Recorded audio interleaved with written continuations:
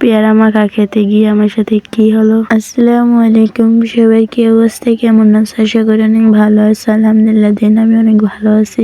আম্মু বলতেছিল দুপুর টাইমে যে দেখো ফ্রিজে কিছু খাবার আছে কিনা। তারপর অনেক খোঁজাখুঁজি করে একটা পেয়ারা পেয়েছিলাম, সেটা সবাই কেটে তারপরে সুন্দর করে ভাগ করে দিয়েছিলাম। কিছুটা এমনিতেই খেয়েছি, তারপর আর কিছু বাকি ছিল ওইগুলা সুন্দর করে মাখাইতেছিলাম। এখানে সুন্দর করে কুচি কুচি করে কিছু পেয়ারা নিয়েছিলাম।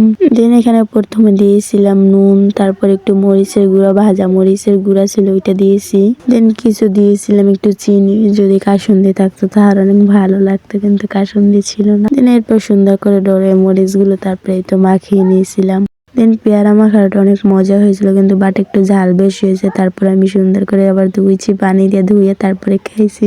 তোমরা ট্রাই করে দেখো, এরকম পেয়ারা মাখা করলে অনেক মজা লাগে। পেয়ারা মাখাটা কেমন হয়েছে অবশ্যই কমেন্ট করে জানাইও। ভিডিওটা কেমন লাগছে তোমাদের কাছে। ভিডিওটা ভালো লাগলে ফলো এবং সাবস্ক্রাইব করে দিও। আল্লাহ হাফেজ, বাই বাই।